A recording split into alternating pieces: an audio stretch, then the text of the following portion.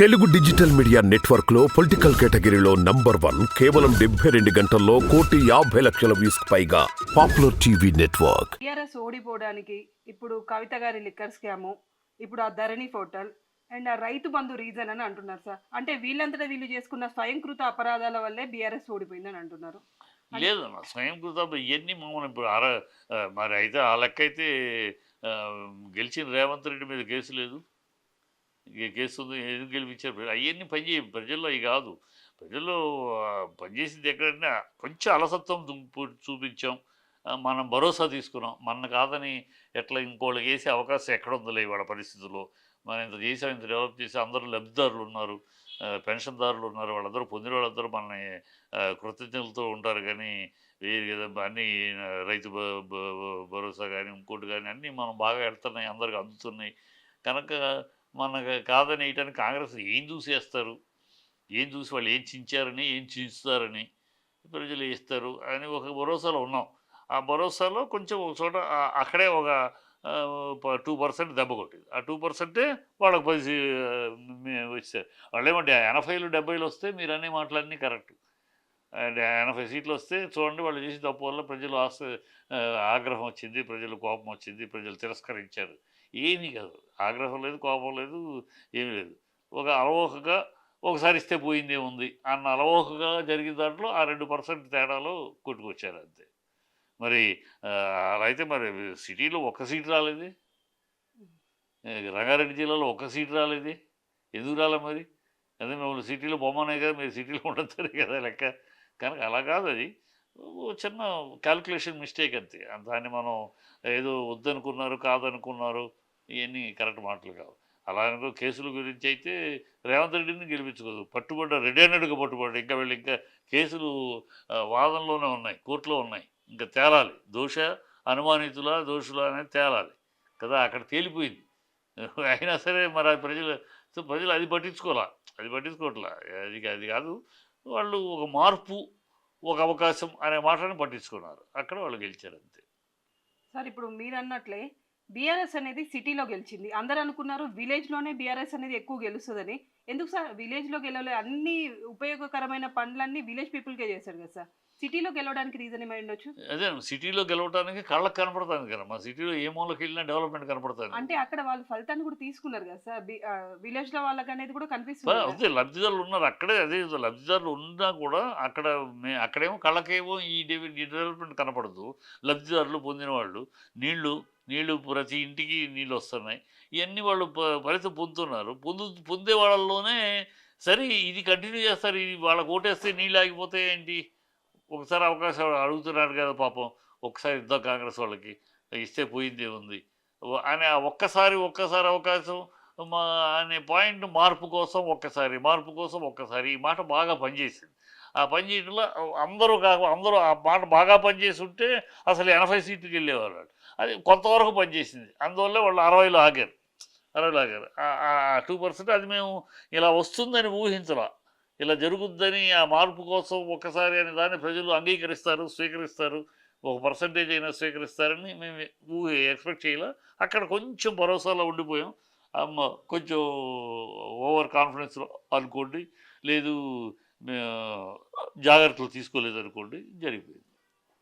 తెలంగాణ ముఖ్యమంత్రిగా, మూడో ముఖ్యమంత్రిగా రేవంత్ రెడ్డి గారు కరెక్ట్గా సరైన పరిపాలన ఇస్తారని అనుకుంటున్నారా సార్? యాక్చువల్గా అయితే రేవంత్ రెడ్డి పోరాటం ఇప్పుడు జీరోలో ఉన్న కాంగ్రెస్ని, రేవంత్ రెడ్డి ప్రెసిడెంట్ అయ్యేటప్పటికి జీరో కాంగ్రెస్, ఆ జీరో ఉన్న కాంగ్రెస్ని ఇవాళ హీరోని చేయగలిగాడు. సమర్థత లేని వాడైతే చేయలేడు కదా.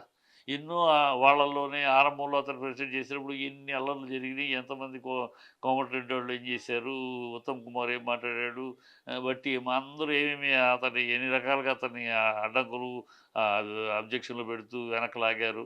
అయినా అందరినీ అధిగమిస్తూ అందరినీ దాటుకుంటూ హైకమాండ్ తోటి నేపథ్యం పెట్టుకుంటూ లాక్కొచ్చి ఇంత దూరం తీసుకురాగలిగాడు. అంటే సమర్థుడు కాకపోతే ఇంతమందిని ఎదుర్కొని తన సొంత పార్టీలో, బయట వాళ్ళని అపోజిషన్ ఒక పక్క ఎదుర్కొంటూ సొంత పార్టీలో వాళ్ళని ఎదుర్కొంటూ రాగలిగాడు సమర్థుడే.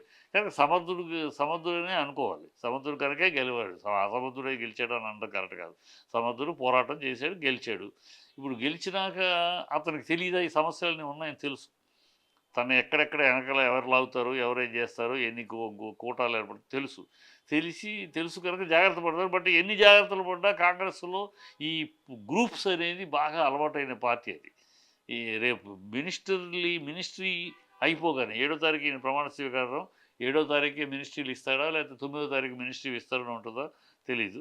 ఆ మినిస్ట్రీ విస్తరణ అయిపోయినాక వీళ్ళు పలానా అక్కడి నుంచి ఒక నెల రోజుల్లో మనం వింత వింత నాటకాలు చూస్తాం, వింత వింత డ్రామాలు చూస్తాం, ఒక ఎంటర్టైన్మెంట్ చూస్తాం.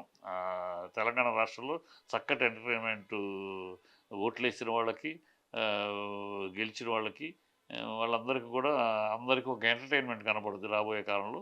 అది చూస్తాం. ఖచ్చితంగా వాటిని అధిగమించడానికి ప్రయత్నిస్తాడు. ఎంతవరకు అధిగమిస్తాడో కాలమే చెప్పాలి.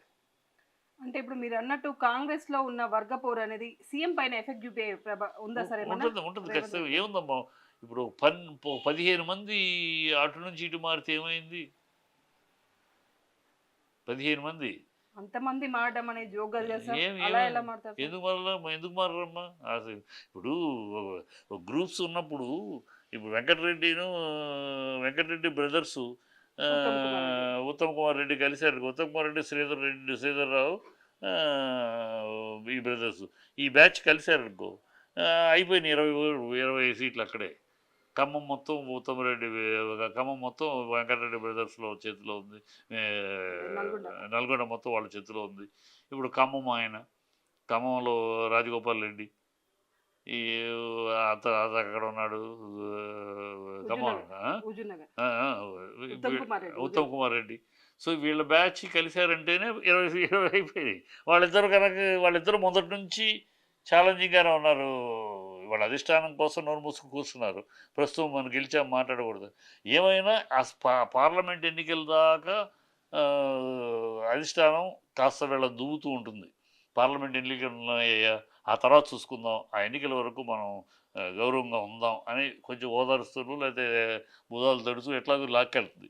ఇక పార్లమెంట్ ఎన్నికలైనాక అధిష్టానాన్ని కూడా కేర్ చేయరు. అందులో వెంకటరెడ్డి బ్రదర్స్ ఎవరిని కేర్ చేయరు. ఉత్తమ్ కుమార్ రెడ్డి నేను సీనియర్ని, పార్టీకి సుదీర్ఘకాలం అధ్యక్షుడిగా చేసి పార్టీని కాపాడుతూ వచ్చాను, పార్టీని మట్టిలో కలిసిపోకుండా కాపాడుతూ వచ్చాను. ఇవాళ అది చేయబట్టే ఇవాళ గెలవగలిగాం. అసలు పార్టీని నిలబెట్టకుండా ఉండుంటే అసలు ఈ పార్టీకి ఎప్పుడు వెళ్ళిపోయేది, ఈ మాత్రం లేచేది కాదు. ఒక స్థాయికి నేను తీసుకురాబట్టి దాన్ని ఆయన తీసుకెళ్ళగలిగాడు అని ఆయనకు ఉంది. ఆయనకి ప్రాముఖ్యత సీనియర్గా నేను ఈయన కింద పనిచేయాలా, నా భార్యకి ఇవ్వండి అంటున్నాడు. ఇవన్నీ వస్తాయి. అన్నీ పదవుల తర్వాత వీళ్ళకి ఎవరికి ఇంపార్టెంట్ ఉంది, ఎవరికి ఇంపార్టెన్స్ లేదు, ఇంపార్టెన్స్ లేని వాళ్ళు ఎవరు కలుస్తారు. కలిస్తే ఎంతసేపు వీళ్ళ కూటాలు ఎంతసేపు? 40-20 సీట్లు అనేది 15 సీట్లు పెద్ద విషయం కాదు. ముందు గవర్నమెంట్ కూల్చేయడానికి సిద్ధపడతారు. మాకు ఇవ్వండి లేకపోతే మేము వెళ్ళిపోతాం. 1/3 వెళ్ళిపోతారు. 1/3కి లీగల్గా వెళ్ళిపోవచ్చు, 1/3కి వెళ్ళిపోతాం అంటారు కదా. అది కాంగ్రెస్లో అది పెద్ద విశేషాలు కావు. కాంగ్రెస్లో అది ఎప్పుడు కనపడేదే, తెలిసిందే, ఎప్పుడైనా ఆ పని చేయగలరు. సో అధిష్టానం ఎలా బుజ్జగిస్తుంది, అధిష్టానం ఎలా ఇప్పుడు రేవంత్ రెడ్డి ఏమి రాజశేఖర రెడ్డి కాదు. రాజశేఖర రెడ్డి లాగా అధిష్టాన్ని ఛాలెంజ్ చేసి అధిష్టానాన్ని సరెండర్ చేయించుకున్నాడు ఆయన కెపాసిటీ. అంతటి కెపాసిటీ రేవంత్ రెడ్డికి లేదు. రేవంత్ రెడ్డి సమర్థుడు ఓకే, కానీ రాజశేఖర రెడ్డి లాంటి అధిష్టానాన్ని ఛాలెంజ్ చేసి నిలబడగలిగినవాడు కాదు కదా, సమర్థుడు కాదు. కనుక డెఫినెట్గా ఇది లాంగ్ లాస్టింగ్ ప్రభుత్వం కాదు ఖచ్చితంగా. ఎందుకంటే వీళ్ళు చెప్పిన ప్రామిస్లు కానీ ఆల్రెడీ వీళ్ళల్లో ఉన్న 4 గ్రూపులు ఉన్నారు. ఈ 4 గ్రూపుల్లో సమన్వయం కానీ అంత ఈజీగా కుదిరే పని కాదు. అందరూ ఆశావహులే, అందరూ సీఎం క్యాండిడేట్లే.